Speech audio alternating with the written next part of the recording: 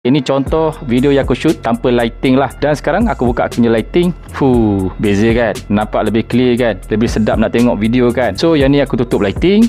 Dan yang ni aku buka aku punya lighting. Aku pakai remote ni je guys, nak control aku punya lighting. Korang tak payah keluar daripada frame video korang untuk setting korang punya lighting.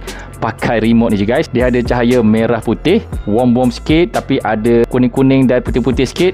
Dan yang ni color full kuning punya. Untuk video estetik memang sesuai pakai.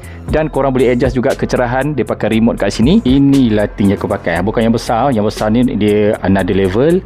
Yang tu untuk fungsi lain. Tapi untuk fungsi macam korang nak mudah alih kan, korang boleh pakai lighting yang macam ni. Dia lebih murah. Dan dia sekeping yang besar macam ni. Aku ambil ni yang saiz paling besar yang lepeh dekat beg kuning tu. Ada saiz paling kecil, tapi aku pernah pakai tak terang guys. Nampak yang ni ada remote dan lagi terang. Ini kalau tutup, nampak? Dan yang ni kalau buka, untuk tukar dia korang boleh tekan dekat sini. Dia punya function ada blinker, boleh klip macam tu, boleh klip cepat sikit.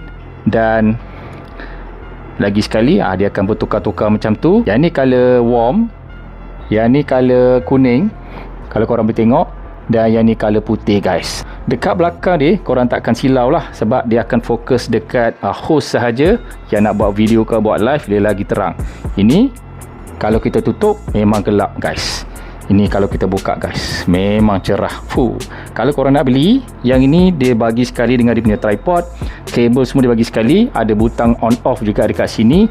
Tapi biasanya aku pakai remote lagi senang. Tak pakai current banyak sangat. Dia boleh pakai current juga, jangan risau, current dia tak tinggi, nampak? Pakai power inverter pun boleh juga guys. Kalau korang nak buat konten ke bawah, yang ni korang boleh turunkan.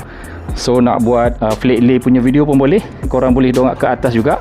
Korang nak buat konten, contoh nak buat konten dekat ceiling ke apa kan, ke atas kan, pun boleh juga guys. Memang padu guys. Punya tripod ni boleh tinggi lagi tau. Aku set dekat situ untuk aku punya bilik, dia boleh tinggi lagi.